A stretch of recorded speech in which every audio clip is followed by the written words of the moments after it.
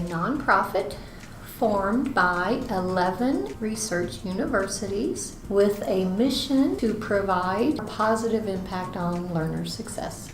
Like-minded institutions that are pursuing teaching and learning initiatives that they can only answer together. All set to have a common goal for solving the educational and content sector of higher ed.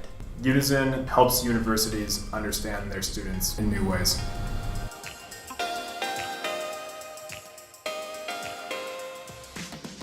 The culture is amazing.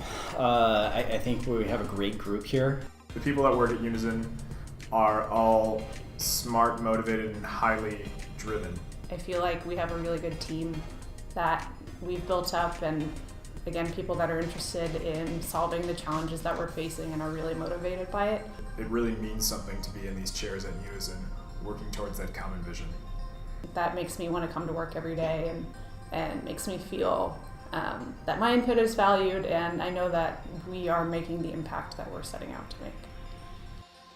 I don't think that I've lived in another city like Austin. It's a very unique space. Great restaurants, great nightlife scene, unbelievable bands come here and play all the time. It's got a lot of energy in this city. But it doesn't feel overwhelming. It's not a huge city, but it's big enough to have all the kind of things that I want to do. Well, Austin is home for me, so Austin is the center of music and food and just being accepted for who you are.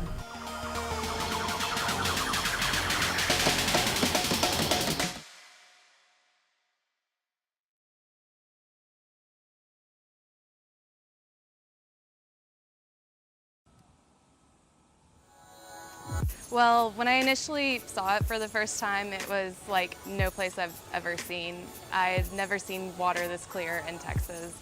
I remember taking my first boat ride and seeing the springs, and I had never seen anything like that.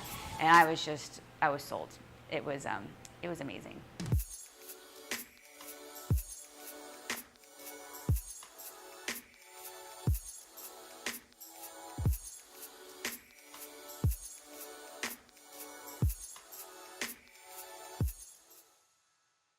Being on the water all day and seeing all the animals, the aquatic life, and then finding out all the endangered species we have here. This is the only environment that they live in, and if it wasn't managed properly, they would become extinct. The Texas blind salamander lives in the Edwards Aquifer. It looks like an alien. It's got, long little tentacles. And he's pretty cool. They say he's blind, but he doesn't actually have any eyes at all. We also have the Texas wild rice, found nowhere else in the world. I noticed that a lot of people don't know what it is. They're like, I don't know why they don't clean up these weeds, and it's like, it's not a weed. It's an endangered species, and I think it looks beautiful.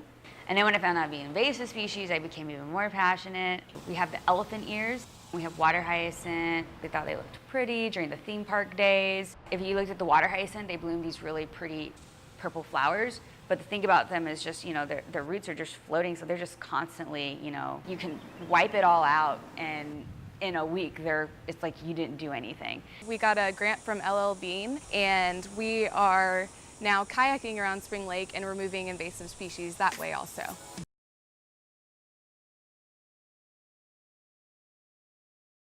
The Discovery Center hosted the festival along with its native plant sale to teach visitors about conserving the monarch butterfly. It shows that the city really does care about the environment and the butterflies, and that San Marcos is a family community, a community that cares. The festival featured music, food from local restaurants, and of course, butterflies. Conservation groups participated in the festival by providing information about local pollinators and other wildlife. So whether it be about bats, bumblebees, or monarchs themselves, they're all here to spread information about what their particular groups are doing. San Marcos hopes to become the third city in Texas to be specially recognized for their efforts. So as a city, we have pledged to take on this checklist. It's 24 items, and if we complete all 24 items, then we become a champion city for the monarchs. If you missed out this year, not to worry. The festival will be back next fall as the monarchs make their annual migration south. For Bobcat Update, I'm Lauren Schaefer.